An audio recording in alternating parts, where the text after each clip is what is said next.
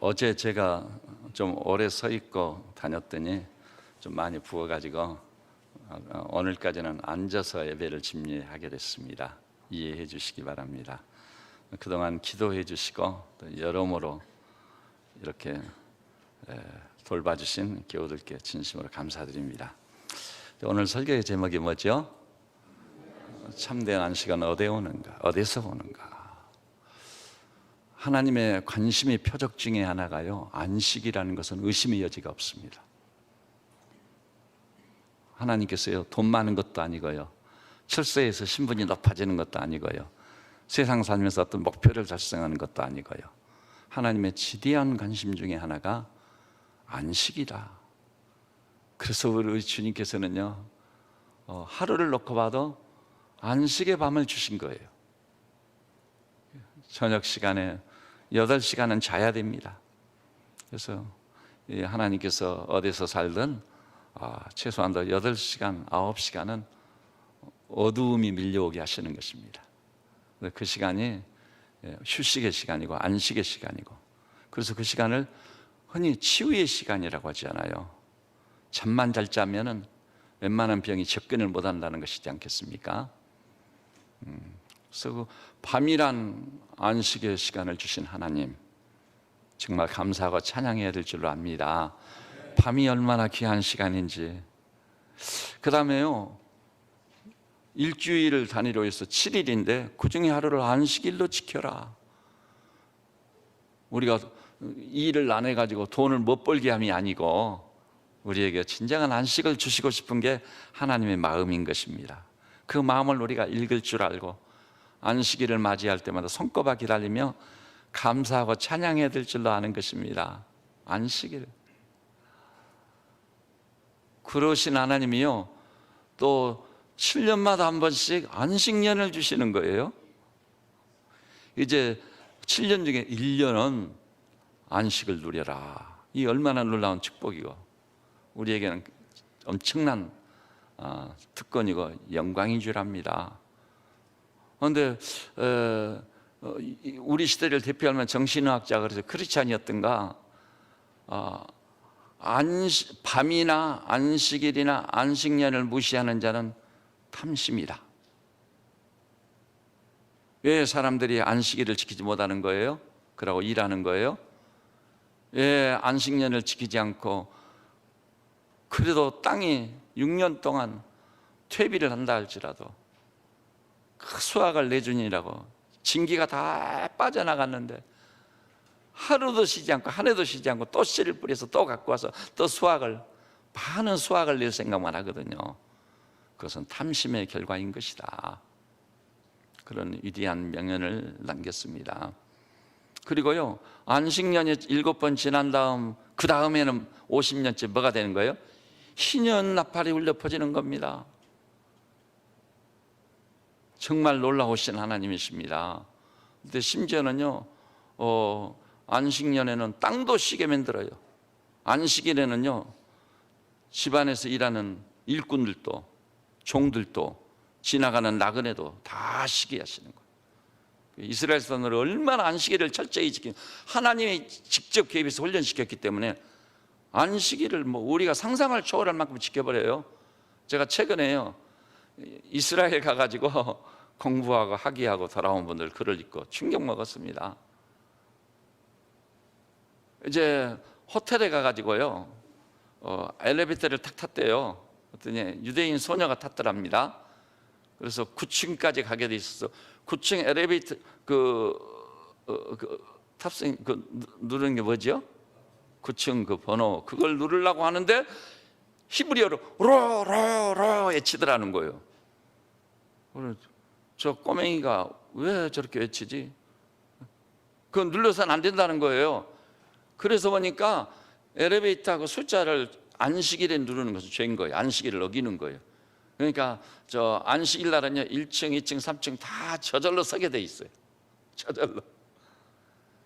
그래서 이야, 정말 딱하다, 그런 생각을 가졌대요. 그러면서 한편 생각해 보니까 하나님이 그들을 훈련시키셨기에 그들이 얼마만큼 철저히 안식일을 지키고 있었던가. 참 어이가 없더라는 거예요. 또 그 히브리 대학 가서 유학하고 돌아온 분은요, 본인의 그 딸이 좀 아파가지고 병원에 입원을 했다네요. 그래서 안식일 날 그 병원 이 병상을 지키게 됐어요. 근데 평소에 그 이스라엘 간호사가 들어온대요. 들어가지고 혈압도 재고 맥박도 해서 다 체크해서 쓴대요. 근데 그날은 안식일인데 아랍 소녀를 데리고 들어왔다네요. 간호사도 아닌데. 그래가지고 뭐 혈압은 얼마, 맥박은 얼마 불러주면은 아랍 소녀가 쓰는 거예요. 참 그런 일이 없는데 왜 저러지? 그랬더니 알고 보니까 안식일에 글을 쓰는 것은 안식일을 어기는 거예요. 이야, 참 별 수 없는 민족이구나. 얼마나 철저히 안식. 근데 그러면서도 크게 깨우쳤대요. 저렇게까지 하나님 말씀을 지키려는데 우리는 그것을 율법주의라고 한마디로 탁 정죄해버리고, 우리는 율법에서 완전히 자유했다고 말씀도 지키지 않고. 그러니까 유대인들은 말씀을 받고 설교를 듣고 바이블 스터디를 하는 이유가 지키기 위해서인데, 우리는 좋은 말로 은혜 받기 위해서다고. 싫어할 사람 어디 있어요? 은혜 받는다는데. 그리고 지키는 데까지는 가지 않는 거예요. 그래서 크게 회개했다고 그런 글을 읽어보고 정말 공감을 갖게 됐습니다. 여러분, 지금 우리는 휴가철을 맞이하고 있어요. 휴식의 기회입니다. 근데 이때요, 이상하게요, 휴가를 갔다 오면 더 피곤해 버려요. 사람들 눈이 뻔해져요. 얼굴이 좀 상해 있어요. 휴가 갔다 온다면 진짜 이제 휴가를 해야 돼. 안식을 취해야 될 것 같아. 그래서 이번에 우리 교회는 비로소 오늘 이 주일에 휴가와 관련된 메시지를 전하게 됐는데, 환경이나 상황이나 조건에 아무런 관계없이 어떤 상황이나 어떤 처지에 어떤 조건 하에서도 진정한 안식을 누리는, 안식의 본질을 생각하며 은혜를 나누고자 하는 것입니다. 얼마나 좋겠습니까? 내 조건이나 내 상황을 볼 때는 절대 안식을 누릴 수 없어. 고난이요, 시련입니다. 사람들이 살살 눈치를 보면서 우리 얼굴을 봅니다. 표정이 어떻게 달라져? 아마 죽을 맛일 거다. 그런데 난데없이 보니까 견눈질로 훔쳐보니까 얼굴이 문제가 없을 때보다도 더 편안하네. 얼굴이 더 빛나네. 얼굴을 바라보는 순간 그 얼굴에 그 나타난 평안이 내게도 전해져 오는 거예요. 저 사람 저 웬일이지? 뭔가 믿는 게 있는가 보다. 뭔가 믿는 게 있는가 보다. 그런 대상, 그런 성도들 되시기를 주님의 이름으로 축복합니다. 여러분, 어차피 세상에는요, 편안할 날이 하루도 없어요. 무슨 일이 지나가면 이제는 좀 살 것 같다 하는데 또 다른 태풍이 몰아쳐. 올해는 유난히 태풍이 많은 것 같아. 이제 태풍이 비를 몰고 와서 비도 좀 흡족하게 하고 이제 태풍이 좀 그만 왔으면 좋겠다고 하는데 올해는 유난히 태풍이 많이 온다네요. 근데 뭐 태풍이 뭐라 오든 폭우가 쏟아지든 우리의 삶의 환경과 조건이 어떤 위기가 오든 어떤 상황, 어떤 처지든 진정한 평안과 안식, 그걸 저 빌립보 4장에서는 무슨 평안이라고 그랬죠? 지각에 뛰어난 하나님의 평강이 그리스도 예수 안에서 너희 마음과 생각을 지키시리라. 제가 그것을 경험하지 못했다면 이 자리에서 그 얘기 안 합니다. 그냥 그건 위선에 불과하니까요. 근데 부족하지만 하나님 저에게 은혜를 주셔서 지각에 뛰어난 하나님의 평강을 수없이 경험하게 하셨기 때문에 여기 계신 우리 교우들이요, 여러분의 상황이나 조건이나 환경에 구애받지 말고 완전한 평안, 안전한 안식, 지각에 뛰어난 하나님의 평강을 경험하며 사시기를 주님의 이름으로 축복합니다. 그게 믿음의 결과인 거죠. 믿음은요, 결과물이 있어야 그 믿음인 거예요. 아니, 믿는다고 하는데 결과물이 없으면 그 가짜지 진짜겠어요? 결과물을 가지고 입증을 해내야 돼. 나무는 열매를 봐서 안다. 열매를 가지고 우리 존재를 하나님의 사람으로, 말씀의 종들로, 믿음의 사람들로 입증해 내야만 될 줄로 믿습니다. 그래서 오늘 설교를 들으시면서요, 또 사파처럼 이런 말씀을 하나 끼고 싶어요. 중학교 1학년 교실에서요 시험을 치게 됐다네요. 근데 과학 선생님이 문제 하나를 냈어요. 그 문제가 뭔지 아세요? 만류 인력의 법칙을 발견한 사람은 하고 물음표를 딱 해놨어요. 그럼 만류 인력의 법칙을 발견한 사람은 하고 물음표를 해놨으면 정답이 뭐죠? 너무 잘하시네요. 뉴턴이요. 그런데 어떤 친구가요 죽었다 해놨다네요. 만유인력의 법칙을 발견한 사람은 누군지를 모르니까 죽었다는 거예요. 죽었다. 그래서 선생님이 채점을 하다가 참 별놈이다 있구나 웃었다는 그 에피소드가 있어요. 근데 그건요 핀트가 안 맞은 거예요. 질문이 의도가 어디에 있는지를 모르는 거예요. 질문의 의도는 만유인력의 법칙을 발견한 사람이 누구냐를 묻고 있는데 죽었냐 살았냐를 묻는 게 아니잖아요. 그런데 죽었다. 그것도 어떻게 보면 틀린 말은 아니죠. 죽은 건 사실이니까. 근데 우리가 하나님 말씀을 들을 때요 초점이 맞아야 됩니다. 초점만 맞았다 하면 틀림없이 명료한 영상을 얻을 수 있는 거예요. 거기 기쁨이 있고 감사가 있고 찬송이 있고 지킴이 있고 거기 축복이 임하는 줄 믿으시기를 주님의 이름으로 축복합니다. 그러면은요 지금 오늘 이제 본문으로 돌아가 보십시다. 지금 이 본문 말씀은 어떤 말씀이에요? 배경이 이스라엘의 죄를 범해 가지고 하나님이 오래 참으셨는데 돌이킬 줄을 모르다가 마침내 바벨론의 포로로 끌려가 버렸습니다. 성전이 무너져 성전 기물들 주님께 제사 행위를 할 때 사용했던 그렇게도 귀하고도 그렇게도 거룩하고 구별된 성전 기명들이 다 약탈당해 버렸어요. 근데 하나님이 살아계심을 믿어 심지 않은 이스라엘 사람으로서는 참 참담한 사실이 참 어떻게 예루살렘이 회파되고 성전이 무너지고 성전 기명이 약탈당할 수 있단 말인가? 있을 수 없는 일이 벌어져 버린 겁니다. 거기다가요 영적으로 지도층에 있는 사람들은 다 결박당해가지고 포로로 끌려가 버렸어요. 70년 동안 바벨론의 유수 포로 생활을 하는 겁니다. 얼마나 기가 막히고 얼마나 어이없고 얼마나 황당했겠습니까?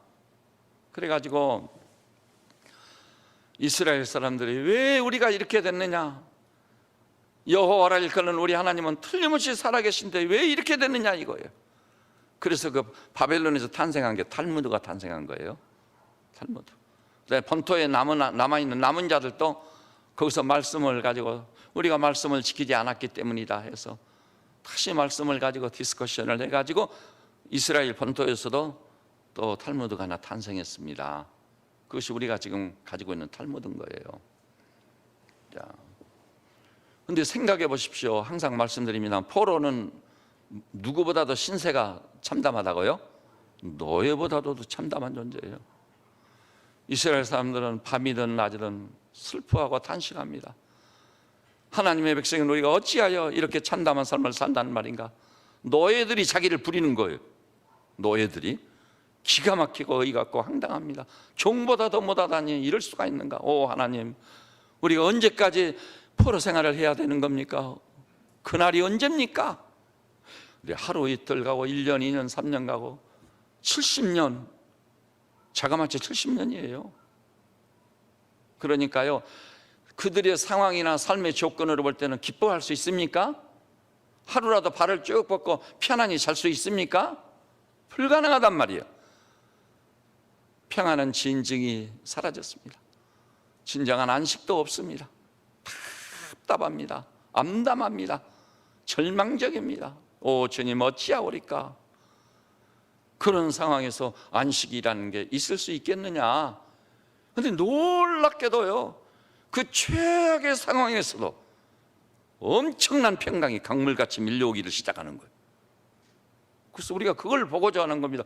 아니 왜 저런 처지 저런 상황에서 강물 같은 평강이 넘실거리는 그런 한 해를 맛볼 수 있게 된 것인가? 참 놀라운 일이다. 어떻게 하면 그 평안을 아까 뭐라고 그랬죠? 완전한 평강. 또 다른 말로는요 모든 지각에 뛰어난 하나님의 평강. 그 평강의 원인자가 뭘까?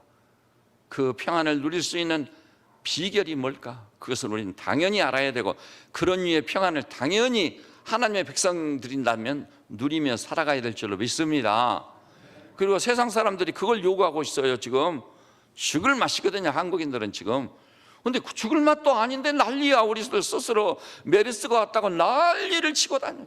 그래가지고 경제까지 침체시켜버리고 관광객도 발이 끊어져. 우리가 한 짓이다. 참, 나를 포함해서 우리 백성, 이 백성은 왜 이렇게 어리석을까? 왜 이렇게 어리석을까? 심지어는요, 그때 저는 혹시 우리 교우들도 시험을 받을까 봐 제가 말씀을 안 드렸습니다만, 교회가, 어느 교회는 모이지 않은 교회도 있어요, 메르스 때문에. 와, 이럴 수가 있단 말인가? 예배드리러 와가지고 메르스 걸려서 죽으면 죽는 거지. 죽으면 얼마나 좋아요. 참된 믿음만 가지고 있다면 오늘 내가 나와 함께 낙원에 있으리라. 그 믿음 없이 우리가 신앙생활 할 수 있어요? 없어요. 근데 그 믿음 가지고 살면은, 그 믿음 가지고 사는 삶이 누구의 복이 되는 거죠? 나의 복이요, 내 복이. 그거야말로 진짜 믿음이니까 그 믿음을 통해 주님이 약속했잖아요. 내 믿음대로 될지어다. 여러분이요, 목숨 걸고 신앙생활 해보세요. 바울이 그랬잖아요. 삶과 죽음 이 두 사이에 끼어있으나 지금 죽는 것이 내가 유익하다. 지금 죽는, 자살 애차는 자다. 이게 뭐예요? 어차피 한번 죽을 인생, 주님 지금 불러도 내가 감사합니다. 그래서 전도폭발 훈련받은 사람이 맨 먼저 던지는 말이 뭐죠? 지금 죽는다면 천국 갈 수 있습니까? 그럼 교회 다니는 사람도 처음에 멍했어요. 지금 죽는다. 혹시 입으로 시인했다가 진짜 죽으면 어떻게 하나? 재수없이. 그래가지고 대답을 안 해요. 대답을 안 해. 근데 우리는요, 지금 부름받아 죽어도 천국 갈 줄 확실히 믿고 목숨 걸고 신앙생활하는 성도가 되셔야 될 줄로 믿습니다. 근데 죽고자 하면 살고, 살고자 하면 죽는다고 그랬어요, 주님이. 그냥 성경을 보니까 진짜 믿음은, 참된 믿음은 죽고자 하는 거예요. 그런데 안 죽어. 그런 사람은 하나님이 안 불러가세요. 그런데 안 죽으려고 몸부림을 치면 어느 날 갑자기 탁 치면 부름받아 가버리는 거예요.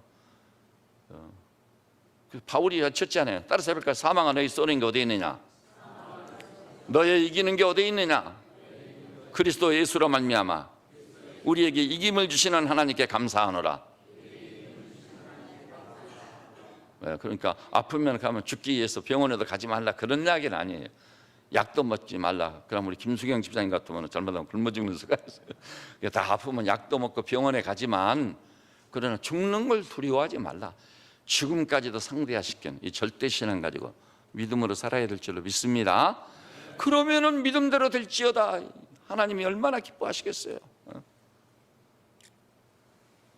그러면 도대체 어떻게 해서 이스라엘 백성은 이 참담한 상황에서도 엄청난 환희와 감격과 기쁨과 평안을 맛볼 수 있었을까요?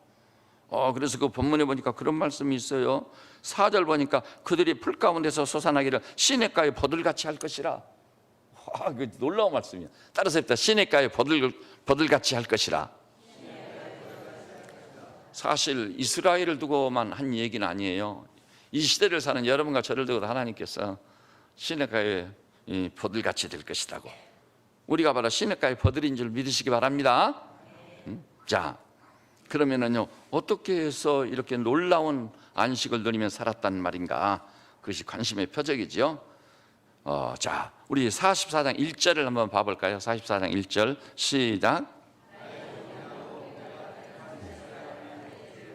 예, 여기 보니까 1절을 통해서 이 본문이 우리에게 보이시고자 하는 것은요, 하나님을 믿는다고 하는 하나님의 자녀들이 가져야 될 그 소위 자의식. 나는 누구냐? 이게 너무 중요하네요. 나는 누구냐? 나는 어떤 사람인가? 이 답을 가지고 사신가요, 여러분?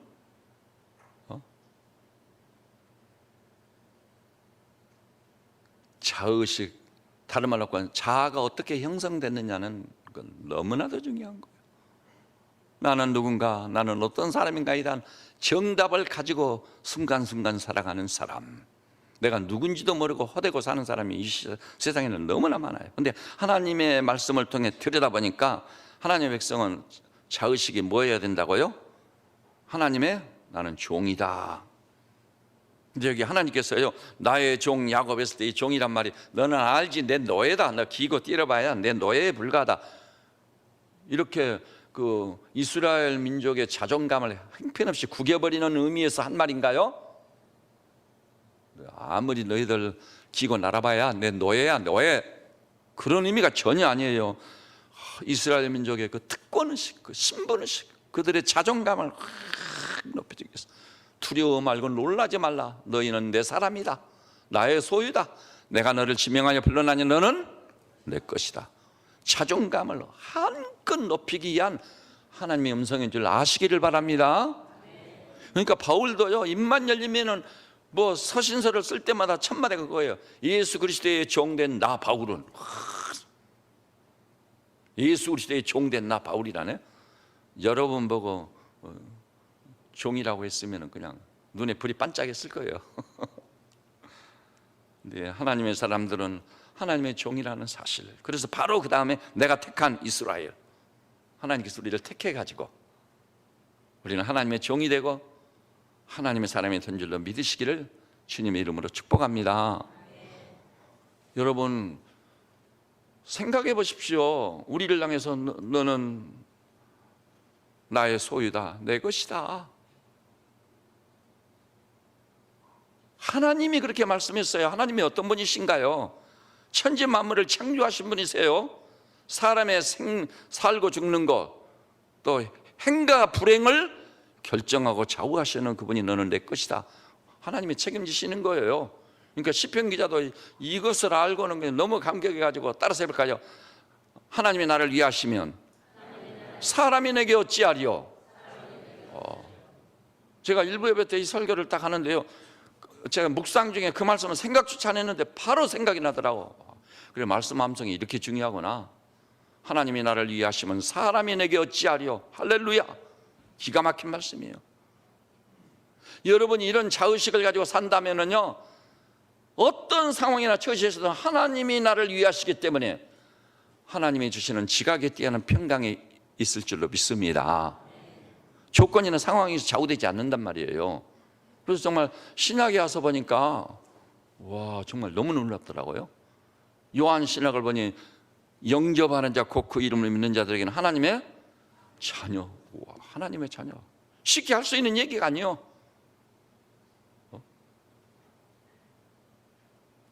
대주제이신 하나님이 나의 아버지이시다, 아버지다. 여러분은요, 지상의 아버지는 연약한 인간이기 때문에 실수도 많고 오리도 많아요. 그런데 하나님 아버지는 우리를 너무나 사랑해, 하나님이 우리를 이처럼 사랑하사 독생자를 주셨으니 저를 믿는 자는 멸망 대신 영생 얻게 하리 하심이라. 놀랍죠? 그렇기 때문에 찬송가 됐잖아요. 채찍마다 아파도 아버지의 품에, 사랑의 품에 파고드는 우리인 줄 믿습니다. 그래서 그 하나님과 완전히 하나 된 친밀한 삶을 살아야 돼요. 하나님이 내 안에, 내가 하나님 안에 분간이 안 돼요. 예수 그리스도는 포도나무의, 나이는 가지, 불가분의 관계성, 그렇게 친밀하게 지내야 돼요. 근데 여러분은 예배 드릴 때마다, 드릴 때는 하나님 생각하고 예배 끝나고 문을 나서는 순간 하나님이 아버지인지 아닌지 다 잊어버리고 내 마음대로, 내 뜻대로, 내 생각대로 사는 삶은 아닌가요? 자기 신앙을 꼭 진단해 보세요. 만일 그렇다면 우리는 사실은 믿음이 없는 사람들, 내 믿음이라는 게 가짜예요, 가짜. 이렇게 가짜가 많은 시대에 저는 우리 세배전원교회 양머리들이 가지고 있는 하나님을 향한 믿음만큼은 진짜가 되시기를 바랍니다. 그 하나님을 우리 아버지로 모시고 그분을 그렇게 대접하고 믿음으로 살면은요, 내 믿음대로 될지어다, 믿음의 역사가 나타나는 것이에요. 정말 놀랍더라고요. 제가 몇 년 사이에 만난 사람 가운데 목사지만 엄청나게 은혜를 받고 감동을 받고 그런 분이 있어요. 여러 권의 책을 썼지만 바로 이 책의 저자입니다. 이분이 여기 제 이름, 양경원 목사하고 자기 이름 써가지고 선물로 주셨거든요. 제가 이걸 읽고요, 엄청난 감동을 받았어요. 이 최의성 대의그룹 회장, 저는 근래에 만난 사람 중에 이런 사람을 처음 만나봤어요. 교회 장로님이거든. 장로인데 원래는 제가 몇 년 전에 이분에 대해 소개를 했었죠. 이분이요, 저 충청도 산골짜기에서 자기 집밖에 없어. 학교도 없고 교회도 없고 인가도 이웃도 아무도 없어. 거기에 사는데 그래도 아버지가 생각을 했던가 봐요. 초등학교도 없는 거, 이웃도 없는데 여기서 아이들 길러가지고 초등학교도 졸업을 못하면 어떻게 될 건가. 그래서 어느 날이요, 집을 뭐 사고 팔고 할 것도 없어. 짐 싸가지고 짊어지고 개나리 벗짐하고 떠난 거예요. 근데 어디로 갈 줄을 몰라. 갈 바를 알지 못하겠어. 그러니까 뭐 신앙도 없고 아무것도 없는 사람이니까 그래도 뭐 천지신명이라도 그랬대요. 내가 지팡이를 높이 던져가지고 그놈이 땅에 떨어지면 지팡이가 갈아치는 곳으로 가겠습니다. 그리고 지팡이를 높이 던져 지팡이가 딱 떨어져 앞이 딱 갈아치는 곳이 있어. 개나리 벗짐을 하고 가족을 끌고 그 방향으로 가고 간 것이 대천 해수욕장. 대천. 그리고 거기 갔더니요, 거기 보니까 중학교도 있고, 그리고 내중에는 대천 농고도 세요. 농고도 대천 고등학교가 세워졌어요. 교회도 있고 이웃도 있고 그러더라고요. 그래서 그 교회 바로 옆에 다 쓰러져가는 오막살이, 사람도 살지 않은 건데 거기에 짐을 풀고 거기 살게 됐어요. 아무것도 가진 게 없어. 이렇게 초등학교만 딱 졸업하고 끝날 판이요. 그런데 교회가 옆에 있어가지고 교회 나가보자 해서 교회를 다니기를 시작한 게, 거기서 은혜를 받은 거예요. 은혜를 받아가지고 어린 나이에 그 어린이가 내가 여기서 초등학교나 간신히 졸업해서 살아야 되겠는가. 아니면 성경을 보니까, 성경에 보니까 막 바벨로니아가 나오고 에집트가 나오고 아시리아가 나오고, 이 장난이 아니야. 페르시아가 나오고, 이 역사적인 안목도 길러지는 거예요. 그렇지 않아요? 그 나일강이 나오지를 않나? 그리고 중동의 이스라엘, 아브라함과 이삭과 야곱의 역사가 쫙 나오질 않나? 너무 감격스러운 거예요. 그리고 신약에서 로마가 나오지를 않는가? 사도행전에 보니까 이 로마의 도시들, 빌립보라든지 마게도니아라든지 에베소라든지, 굉장한 거예요. 눈이 탁 트인 거예요. 시골 소년이. 그래가지고 하필이면 그분이 공동묘지로 갔더라고. 그래서 사람들 죽음이 매장된 곳이니까 아마 자기 나름대로 어린 생각이 거기 갔던 거예요. 거기서 그 시체를 tum바구니에서 기도를 했더라. 하나님이 나에게 특별히 이 은혜를 주신다면 내가 평생 하나님을 위해 나를 던져 섬기겠습니다. 근데 첫째가 내가 박사학위를 받아 교수가 되게 해주십시오. 꿈도 야무지더라고. 그 다음에 두 번째는 뭔지 아세요? 큰 회사를 일으켜 사장, 회장이 되게 해주십시오. 이렇게 하신다면 내가 하나님을 위해서 세계 도처에, 우리 국내가 아니요, 세계 도처에 세우기 아주 극히 어려운, 목숨 걸고 가야 교회를 세우는 곳에 내가 주님의 몸인 교회를 내가 100개를 세우겠습니다. 성전을 100개 세우겠습니다. 이렇게 소원을 했어요. 그 소원을 가졌으니, 그런 비전을 가지게 됐으니 어떻겠어요? 그래가지고 어머니가 이 허리춤에 1원 2원씩 모아놓던 그 꾸깃꾸깃한 그 돈을 줘가지고 이것밖에 줄 게 없다 아들아. 그래서 어머니의 이 안녕이라느니 승리라는 손짓을 받고 고향을 떠났어요. 그래서 서울에 올라가지고 있을 것이 없으니까 마침 그 대천에서 같이 고등학교 다녔던 친구 집에 가서 얹혀 사는 거예요. 그래가지고 시작을 해가지고 그렇습니다. 엄청난 대의 그룹을 일으켰습니다. 그러니까 먼저 부천에다가요, 자기 있는 전 재산을 따라서 어마어마한 공장을 썼어요. 어마어마한 기계를 사다가, 그래가지고 가슴이 푹 뜨대가지고 있는데 1986년 여름에 100년 만에 처음 볼 수 있는 폭우가 쏟아져 버린 거예요. 비가 너무 많이 쏟아져가지고 집에 있으면서 그렇게 불안하더라고요. 근데 밤중에 걸려오는 전화는 문제가 있는 전화예요. 벨이 딱 올려서 받았더니 회장님 큰일 났습니다. 뭐냐 그랬더니 공장이 바닷물이 다 잠겨가지고 기계도 떠날라가 버리고 집도 다 침수돼 버리고, 그리고 사장님 오셔봐야 소용없습니다. 이제는 상황이 끝났습니다. 오 주님, 어찌하여 이런 일이 있습니까? 주님이 이루어놓은 것 아니었단 말입니까? 근데 주님이 다 무너뜨린단 말입니까? 말도 안 되는 소리입니다. 처음에는 막 정신이 무인지경이에요. 막 불평이 쏟아지고 원망이 쏟아지고 정말 암담하고 절망이어가지고, 그래서 막 달려갔대요. 달려가서 봤더니 이미 바닷물이 다 침수돼 버렸어. 기계들이 다 떠날라갔어. 그걸 보니까요, 직원들이 그래도 하나도 도망가지 않고 기계가 떠날라가는데 그 무거운 기계들이 목숨 살기 위해서 도망가야 되잖아요. 근데 거기서 직원들 다 모아놓고 연설을 했어요. 이 공장은 믿음으로 다시 일으키면 된다. 목숨은 하나밖에 없다. 다 빨리 탈출하라고. 그래가지고 물에 떠나려고 만드니까 밧줄로 몸에 몸을 묶어가지고 직원들이 탈출을 했어요. 근데 마지막으로요, 이 최우승 회장하고 그 다음에 공장장하고 생산과장하고 누구하고 4명이 남았더라고. 4명이 나가서 목숨 걸고.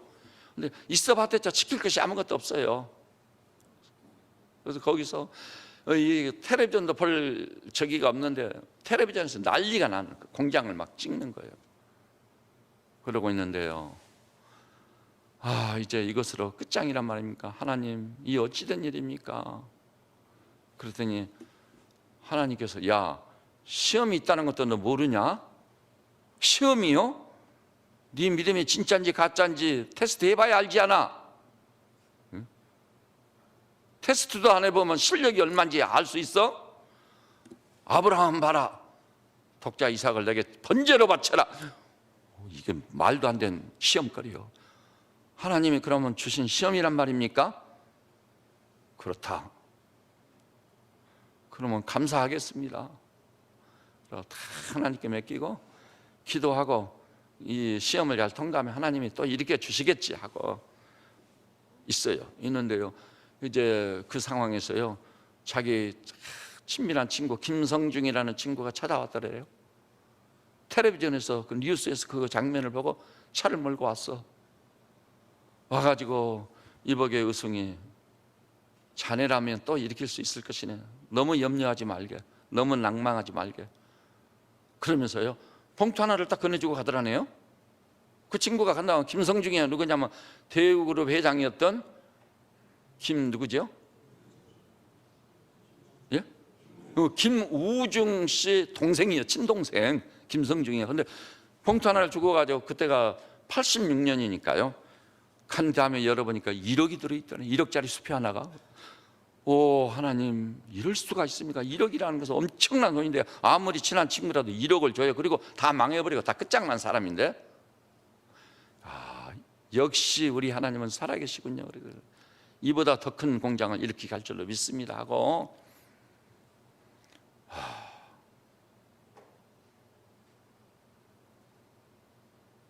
완전히 제로 지점이 있었어요. 제로가 아니라 마이너스요. 은행에서 꺼내온 돈들, 너무 과도하게 욕심을 부려가지고 공장을 지었는가 보더라고요. 근데 하나님께서 은혜를 주셔가지고 또 채권자들이요, 이렇게 얘기를 했다네요. 당신이 그리스도인이라는 것과 교회 장로라는 2가지 사실을 믿고 부도 처리 않고 기다려주겠다. 너무 감격했대요. 근데 이 말이 무슨 말이냐면, 최의승이라는 사람은요, 그리스도인이라는 것과 장로라는 그 타이틀에 부끄럽지 않은 삶을 살아왔어. 어떤 일이 있어도 약속을 지켰어.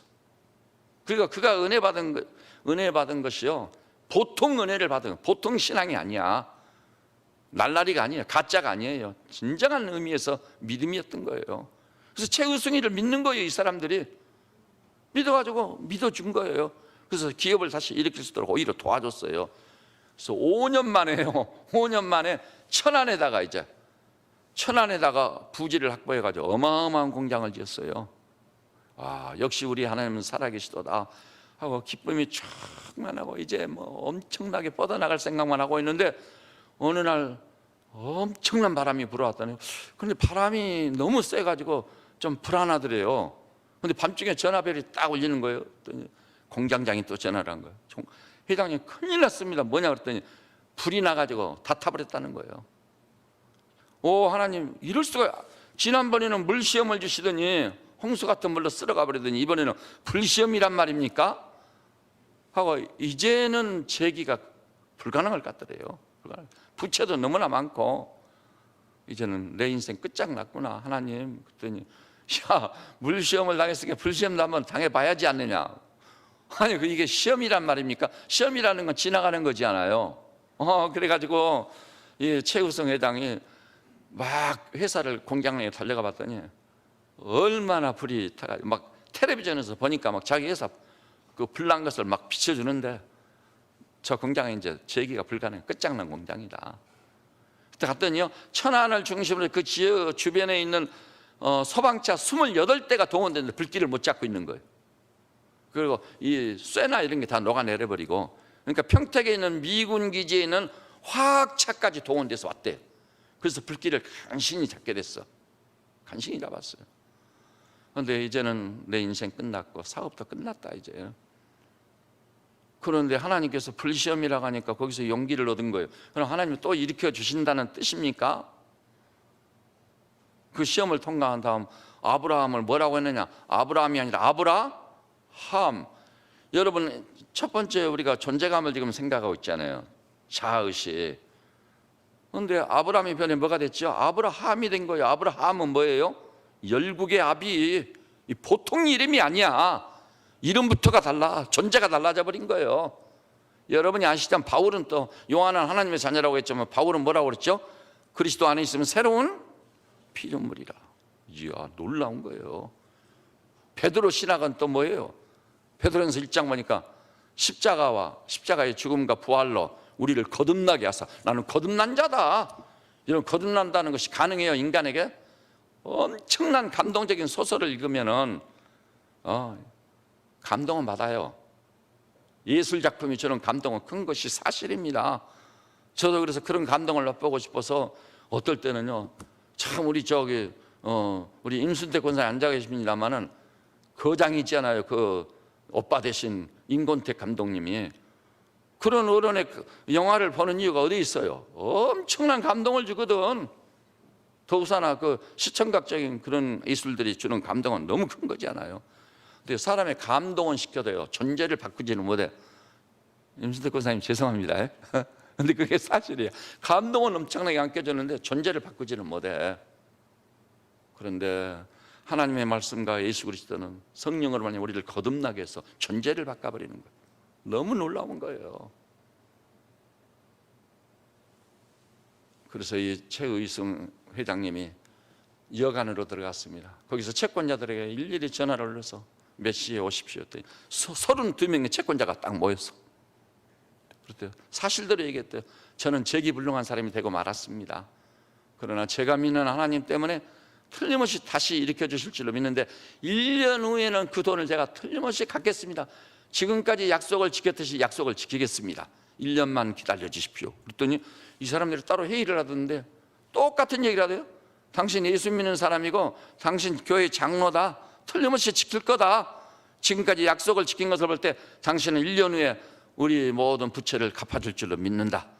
그때까지 기다려주고 지원해 주겠다. 그래가지고 거래하는 은행에서는 100억을 주는 거예요. 100억. 담보도 없는 사람한테, 다 망한 사람한테 100억을 줄 수 있어요, 은행이? 여기 다 우리 집사님도 계시지만, 장로님도 계시지만 가능해요? 불가능해요. 근데 100억을 준 거예요. 100억을. 그래가지고 그 회사를 일으켜가지고 오늘날 대우그룹을 일으킨 거예요. 대우그룹. 그는 이미 교수가 됐습니다. 이미 엄청난 기업체를 일으켜서 회장이 됐습니다.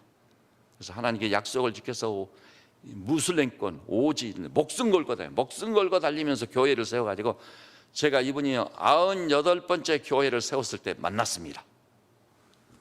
아유, 장로님, 제가 목사지만 무릎 꿇고 배워야 되겠습니다. 장로님, 하나님이 살아계시다면 믿음이 최고인데 그 믿음을 배워야 되겠습니다. 그랬더니 그분이 이걸 써서 주시더라고요. 여러분, 근데 지금요 100개 교회를 다 세워버렸습니다. 알로했어요. 미국의 인디안촌에다 대학까지 세워놔버렸어요. 우리가 생각하는 뭐 대나무로 얽히설키 지은 그런 교회가 아니요, 의리번쩍한 아름다운 성전을 100개를 위해서 하나님께 드린 줄 믿으시기 바랍니다. 여러분, 이 존재감이라는 것은 너무나도 중요한 거예요. 여러분은 생활 속에서요, 삶 속에서 특별히 고난이 왔을 때, 시련이 왔을 때 나는 하나님의 자녀입니다. 하나님이 우리 아버지신데 내가 무엇을 두려워하랴, 무엇을 염려하랴. 여기 있지 않아요? 다 두려워하지 말란 말씀 여기 다 나와요. 이사야 44장에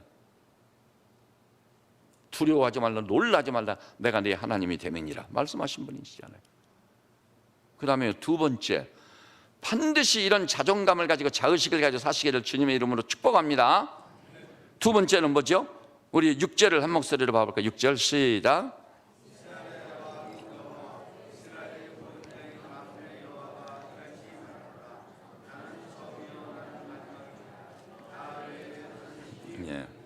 이스라엘의 왕인 여호와.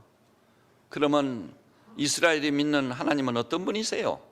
왕 되신 분이에요. 왕. 그분의 왕권, 그분의 주권을 인정해야 돼요. 누가 내 인생의 왕이 되느냐는 것은 사활적 관건을 가지고 있는 거예요. 대부분의 사람은 누가 자기 인생의 왕이죠? 자기가 왕이요. 자기 멋대로 하는 게, 자기 생각대로 하는 게, 그건 하나님의 사람이 전혀 아니에요. 말씀의 사람도 아니에요. 그런데요, 자기가 왕이 되어가지고 자기가 주인이 되어서 이것저것 해봤댔잖아요. 자기가 자기 왕인 사람은요, 행복이 전혀 없어요. 안식이 있을 수가 없어. 평안이 있을 수가 없어. 돈이 많아도 걱정이고, 무슨 일이 잘 때도 걱정이고, 항상 불안해. 그래서 철학의 중심 주제가 뭐죠? 불안이에요. 칼 야스버스가 모든 불안의 근원에는 죽음이 있다. 믿음이 없다 보니까 내가 언제 죽으면 어떡하지? 죽음이 끝난 줄 알고 무덤이 번향인 줄 알아. 돈이 나를 지배하는 왕이 돼버리면 그 사람은 돈 때문에 망합니다. 불행 고생하다가 돈이 이제 모아서 뭔가 될 뻔했는데 그날 왕창 망해버리면 왕창. 이규태 회장도, 성한종 회장도, 해군 참모총장도 교회 장로들인데 왕창 무너져 버려. 한 사람은 자살로 끝장내버리는. 그런 비극이 어디가 있어? 아내는 어떻게 하라고? 자식들은 어떻게 하라고? 남은 우리 성도들은 어떻게 하라고? 장로가 내가 자살로 끝장내? 왜냐하면 믿음이 없어. 돈에 눈이 어두워졌고 국회의원이라도 한번 해볼까 하고 들이다가. 참 딱한 사람들. 성경이 왜 그걸 말합니까? 하나님을 주로 모시고 왕으로 모시고 사셔야 됩니다. 그것이 관건이에요. 여러분 무슨 일을 하든지 하나님께 먼저 여쭤봐요. 그러니까 하나님 백성들은 잠언에 보니까 따라서 해봅시다. 범사의 그를 인정하라. 그리하면 너희 길을 지도하시리라. 범사의 인정을 하나님이 무슨 수로 우리 길을 인도하겠어요? 1분 후에 무슨 일이 일어날지도 모르고 사는 어리석은 우리 인생이 인도가 없으니 뭔가 된 것 같은데 어느 날 갑자기 왕창 무너져 버리는 거예요. 주님께요, 왕권을 양도해야 돼요. 주도권을 양도해야 됩니다. 그래서 크고 적은 일에 주님을 인정하고 주의 뜻을 묻는 이런 훈련을 받아야 돼. 훈련이 되어야 돼. 무슨 일만 있다 하면 내 생각대로 딱 달려가 버리거든요. 어떻게 하면 장꾀를 부려. 그건 장꾀에 불과해요. 눈앞에 이해관계에만 얽히고 설켜 있는 거예요. 그러지 말고. 제가 이번에요, 좋은 경험을 봤어요. 우리 저 주차장 끝선 우리 그 도로 있잖아요, 교회 도로. 그리로 가스관이 올라가야 하는데 사인을 좀 해달라고 저 한옥마을 사장님이 딱 오셨어요. 그래서 제가 그랬죠. 교회 때문에는 전혀 염려하지 마십시오. 제가 바로 해드리겠습니다. 다른 분 사인 받아가지고 오세요. 그럼 바로 교회는 해드릴 테니까 절대 교회 때문에 걱정하거나 염려하지 마시라고. 교회는 그런 것이 아닙니다. 내가 딱 그랬거든요. 3번을 찾아왔는데 3번 다 제가 그렇게 안심해서 보냈어요. 그래서 이제 다 받았습니다 하고 왔더라고요. 그래서 제가 다리도 이런데 제가 직접 차를 몰고 오퍼 싸마서 인감증명서 띄고 탁 사인해서 탁 건네줬어요. 건넸더니 뻘떡 일어나니 90도로 허리를 꺾고 목사님 감사합니다. 그리고는 스스로 이렇게 얘기하더라고요. 이 교회 뭐가 필요한지 제가 알아가지고 조장로님하고 의논해서 제가 한 가지 뭐 해놓겠습니다. 아니, 사장님 그거 안 해놔도 됩니다. 정 삼섭하면 뭐가 필요한지 물어봐가 한 가지 해놓으셔요. 그럼 우리 교우들도 참 좋아하시거든요. 그랬더니 일이 다 끝난 다음에 제가 해놓겠다고 딱 그러시더라고. 그리고 제가 저 성남지방법원에 출두할 일이 있어 딱 출두를 했는데 거기 올 필요가 없다고 그렇게 하는데도 제가 그 얘기를 할 수밖에 없는 상황이 있었거든요. 그런데 그분이 나보다 먼저 와가지고 딱 기다리고 있더라고. 내가 법정에 들어가니까 나를 따라서 딱 들어오는 거예요. 그래가지고 그 재판장이 뭘 물어봤는데 나는 뭣도 모르고 그거야 뭐 어려운 일 아니라고 내가 이렇게 대답을 순순히 했더니 뒤에서 그분이 듣다가 그분은 세상을 살아온 사람이 아니라고 저는 보지도 못하고 고개를 막 흔들었다고. 그랬더니 재판장님 저 뒤에 고개를 흔들면 누구냐고 그래요. 같이 온 분이냐고. 그래서 나하고는 상관이 없는 분인데 내가 그 시간에 뭐 설명을 어떻게 할 수 있어요? 왜 그렇게 고개를 흔드냐고 그랬다. 근데 여러분 우리가요 하나님의 사람들로 하나님이 수치스럽고 부끄러운 분입니까? 자랑할 만한 분이 못 됩니까? 아닙니다. 하나님은 나의 영혼의 아버지이시다고. 당신도 나 같은 믿음을 갖게 되면 틀림없이 최고의 특권, 최고의 영광을 누리는 하나님의 자녀, 하나님의 백성으로 사시게 될 겁니다. 하나님의 왕 되심을 인정하여 사시기 바랍니다. 우선 눈앞에 이해관계에서 좌우되어 가지고 좌우되지 마세요. 그러니까 하나님의 역사를 못해. 믿음의 역사가 나타나질 않아. 믿음의 열매가 없는 거예요. 우리 믿음이 가짜니까 하나님 제일 싫어한 게 뭐죠? 가짜를 제일 싫어하시잖아요. 가짜. 자, 그 다음에 하나님 또 뭐라고 그랬어요? 거기 6절 보니까 이스라엘의 구원자라고 그랬습니다. 구원자. 이 구원자란 말이 보통 말입니까 이거? 우리는 구원자란 말을 날마다 묵상하고 이 구원자란 말을 깊이 생각해 봐야 돼요. 예수님이 누군가를 확실히 알게 된 베드로, 목숨 걸고 이렇게 말했어요. 다른 이로서는 구원을 얻을 수 없나니 천하 인간의 구원을 얻을 만한 다른 이름을 예수 외에는 주신 일이 없어요. 유일무이한 구원자예요. 예수님을요, 성경이 말하는 의미에서 구원자로 만나버리고 구원자로 체험을 해본 사람은 겁날 게 없어요. 두려울 게 없어요. 사망도 안 두려워. 사망아 너희 쏘는 게 어디 있느냐, 너희 이기는 게 어디 있느냐. 예수 그리스도로 말미암아 우리에게 이김을 주시는 하나님께 감사하노라. 내가 육신 장막을 벗고자 하면 신령한 장막을 덧입고자 함이라. 자살 애찬난 주다니 이게 뭐예요? 근데 사망을 상대화시킨 사람보다 무서운 사람은 없는 거예요, 여러분. 더욱이 믿음 때문에. 하나님을 향해서 그 믿음은 확실한 거죠. 확실한 거예요. 얼마나 놀라운 믿음이겠습니까? 그래서 그렇게 말씀을 하면서 하나님께서 이렇게까지 말했어요. 그 본문에 보니까요, 7절에 내가 영원한 백성을 세운 이후로 나처럼 외치며 알리며 나에게 설명할 자가 누구냐 있거든 될 일과 장차 올 일을 그들에게 알릴지어다 하면서 6절 끝부분에 보니까 나는 처음이요 나는 마지막이라. 우리 하나님은 시작과 끝입니다. 모든 것은 그 시작과 끝 그 안에서 일어나는 일들이요, 여러분이 국가들이나 왕들이나 시작과 끝 그 사이에서 일어난 일에 불과한 거예요. 시작과 끝이 우리 하나님의 심을 확실히 믿으시기를 바랍니다. 알파와 오메가라는 말씀이에요. 그리고는 이렇게 말했어요.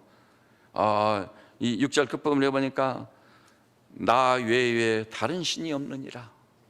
사실은 8절에도 나 외에 다른 신이 없다. 다른 신은 뭐예요? 우상들이에요, 전부. 그래서 9절에 우상을 만드는 자는 다 허망한 데서 딱 나와버린 거예요. 10절에 신상을 만들면 무익한 우상을 보고 만든 자가 누구냐? 진짜 어리석은 우상은 눈이 있지만 보지 못하고 귀가 있지만 듣지 못하는, 그러나 우리 하나님께서는 어떤 분이에요? 우상같이 말도 못하고 보지도 못한 사람 존재가 아니에요. 눈을 만든 자가 보지 아니하시랴, 귀를 만든 자가 듣지 아니하시랴. 그분은 입을 만들고 언어의 기능을 주신 분이기 때문에 여호와께서 말씀하시기를 하나님이 가라사대 말씀하시는 하나님이신 줄 확실히 믿습니다. 여러분, 우리가 가지고 있는 믿음이요, 진정한 의미에서 성경적이에요. 성경을 액면대로 바로 받으면 바로 은혜가 돼버려요. 바로 은혜가 돼버려요. 그 하나님이 보고 듣고 말씀하시는 분이시니 어찌 우리를 외면하고 있으시겠습니까? 그러니까 이 하나님을 믿으니까 시편 3편 다 뭐라고 그랬죠? 천만인이 나를 둘러치려 하여도 나는 두려워하지 아니하리로다. 놀랍습니다. 그래서 시간이 되면, 저녁이 되면 눕기도 하고 자기도 하리니. 압살롬이 반역해가지고 반란군이 자기 목숨을 노리고 막 찾으러 오는 순간이요. 그런데도 두려움이 전혀 없어. 평안이요, 안식이요. 여러분, 그런 상황에서 잠이 올 수 있어요? 근데 여러분이 여러분 신앙을 테스트하는 좋은 방법이 있는데요, 저녁에 눈만 감으면 딱 감으면 잠이 오는지. 눈을 딱 감고 잠이 오소서 했는데 잠이 안 오지 않아요? 그럼 믿음이 좀 문제가 있어요. 뭔가 전폭적인 신뢰가 없으니까 이것도 걸리고 저것도 걸리고 잠이 안 오는 거예요. 저는 할 수만 있다면 여러분이 은혜 중에 은혜, 그런 가운데 거기서 진정한 평안과 안식이 있어가지고 눈만 딱 감으면 코 고는 소리가 날 정도, 코는 안 걸고 자야 되겠지만 그래도 그렇게 바로 잠을 청할 수 있는, 차에 올라가서도 눈만 딱 감았다 하면 잠자버리는 그런 성도들 되시기를 바랍니다. 걱정할 게 뭐고 염려할 게 뭐요, 다 내려놔 버리세요. 하나님이 그러면 알아서 하시고 하나님이 책임지시고 하나님이 주도적으로 역사하시는 거예요. 그때 믿음에, 그렇게 믿어드리면 그런 믿음의 역사가 우리에게 나타날 수밖에 없는 거예요. 정말 본문에 보면 이스라엘의 현실이 뭐예요? 나는 목마른 자에게 물을 주며 마른 땅에 시내가 흐르고, 지금 이스라엘이 목마른 가운데 있다는 얘기예요. 이스라엘이 지금 메마른 땅과 똑같다는 거예요. 하나님이 다 목마른 자에게 생수를 주실 것이고 메마른 땅에 강물이 흐르게 하실 것입니다. 이런 하나님이 저나 여러분에게도 지금도 역사하고 계신 줄 믿으시기를 주님의 이름으로 축복합니다. 그런데요, 오늘 이 설교를 그래도 큰 틀이라도 해야 되는데 시간이 많이 갔어요. 그래도 여러분 조금 밥그거 한 끼 안 먹으면 어때요? 영적인 양식으로 충만하면, 그렇다고 밥 안 먹을 것도 아니죠. 끝나고 내려가면 밥이 다 길을 내고 염려 마세요. 네. 여러분, 근데 이 문제를 놓고요, 제가 엊그제 국민을 위해 난 이분을 얘기 안 할 수가 없어요. 이분이요, 이번 한국 기독실업인의 총회가, 수양회가 열립니다. 열리는데 그때 주 강사로 초청받고 오는 분이에요. 주 강사. 그분이 누구냐 하면은 미국의 팀하우스 기업의 하형록 회장이에요. 시온 7살 먹었어. 근데 이분이요, 나이롱 신자였어요. 그런데 어느 날 차를 몰고 가다가 헷갈리는 거예요. 차가 흔들리고 기적같이 같이 가는 차가 없어가지고 목숨은 건졌어. 병원에 실려가서 보니까요, 심장 이상에 즉시 수술해야 돼요. 그래서 심장 이식 수술했어요. 근데 그 심장 이식 수술을 해가지고 6년간 그것을 이용했습니다. 생명을 부지했어. 근데요, 또 심장에 문제가 생겼어. 심장을 또 이식하지 않으면 그 무렵 그는 정면으로 하나님을 만나버렸어. 내가 아무리 몸부림치고 용을 써도 안 되는구나. 하나님, 이제 항복합니다. 하나님 외에는 내게 아무도, 아까 있죠, 나 외에 하나님이 없느니라. 하나님의 그 말씀이 자기 고백이 됐어. 그래가지고 이분이요, 근데 뜻을 세웠더라고. 자기는 사업하는 사이기 때문에 잠언 말씀을 확 붙잡았어요. 그는 공고한 자에게 손을 펴며 궁핍한 자를 위해 손을 내밀며. 잠언 31장 20절 말씀을, 주님 나를 살려주시면 내가 평생 주님이 관심 가졌던 가난한 자들, 갇힌 자들, 과부들, 고아들을 위해 내가 살게, 내 일생을 던져버리겠습니다. 그래가지고 하나님을 확실히 믿게 되어가지고요, 진짜 자기에게 좋은 심장을 이식해 줄 사람이 있는데 그 심장을요, 그 건강한 심장을 자기 옆방에 있는 다른 환자에게 양보해 버렸습니다. 그러니까 의사들도 이해를 못하는 거예요. 가족들도 이해를 못해요. 아니, 그 좋은 심장을 자기가 받아야지. 자기가 차리고 자기가 그 심장을 받아야 될 그 사람인데 그걸 다른 사람한테 양보해 줘 버린 거예요. 그리고요, 알코올 중독 경력을 가진 사람의 심장을 딱 받은 거예요. 자기는. 사람들이 아무도 이해를 못했어. 저 사람 심장 받아봤댔잖는데. 그리고 미국서는 심장 이식 수술이 2번만 허용이 되는, 2번 이상 하면 살 수가 없어. 생명이 부지가 안 되는 거예요. 근데 기적이 일어나 버린 거예요. 그 2번째 심장을 이식한 지 15년이래요. 지금 15년인데 지금 잘 살고 있어요. 그리고 이번에 한국 기독실업인 주강사로 오게 됐어요. 그리고 완전히 주님께 자기 인생을 드렸습니다. 절대 신앙을 가지고 있는 거죠. 주님께. 이 얼마나 놀랍습니까? 저 세계 경제 공황이 와가지고 미국 경제가 완전히 무너져 버렸을 때, 그때도 이 회사는 살아남았어요.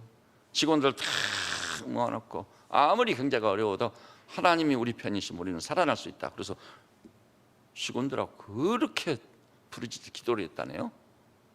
기도를 했는데 기가 막힌 거예요. 이게. 어마어마한 야구장에 어마어마한 그 주차장 9개를 지을 수 있는 그 공사가 자기 오게 된 거예요. 공사. 어마어마한 주차장 9개. 잘 지내게 됐어요. 그래서 지금 자기의 간증적 삶을 증언하기 위해서 기독실업인이 오게 되는 것입니다. 여기 계신 사랑하는 성도들이죠. 여러분이 하나님을 믿는다는 것이 진짜입니까? 가짜입니까? 사람은 혹시 속일 수 있어도 하나님은 속일 수 없어. 진정한 신앙, 하나님이 인정해 주는 신앙. 내가 이스라엘 중에 이만한 믿음을 찾아보지 못했노라, 그렇게 평가해 줄 수 있는 살아있는 믿음을 가진 성도들로 존재하시고 사시기를 주님의 이름으로 축복합니다. 그렇게 해서 하나님께 소속을 분명해야 돼요. 마지막 말씀 이제 보겠습니다. 5절입니다. 5절 시작. 한 사람은 이르기를 나는 여호와께 속하였다 할 것이며 또 한 사람은 야곱의 이름으로 자기를 부를 것이며 또 다른 사람은 자기가 여호와께 속하였음을 그의 손으로 기록하고 이스라엘 이름으로 존귀해요. 소속감이에요. 소속감. 우리는 세상에 속한 자인지 지난 수요일 예배 설교가 그거였죠. 이번 수요일도 이어서 그 설교를 또 합니다. 나는 하나님께 속했는지 아니면 세상에 속했는지 소속을 분명히 해야 돼요. 내 영적인 현주소가 확실해야 돼요. 저는 이 교회를 치료하는 우리 성도들이 처음에는 자의식이었죠. 두 번째는 신의식이요. 세 번째는 신의식인 우리 신장로님 그 아드님인데, 사랑하는 아드님인데, 하여간 좋아요. 자의식과 신의식. 세 번째는 소속감을 언제든지 확실해. 나는 하나님 나라의 백성이고 하나님께 소속한 자다. 세상을 살지만 천국을 사는 자다. 그래서 여러분 이 땅을 사는 동안도요, 세상을 살지만 천국을 사는 성도들 되시기를 바랍니다. 그걸 뭐라고 하지? 안식이라는 거예요. 그 평안이라고 하는 거예요. 지각에 뛰어난 하나님의 평강,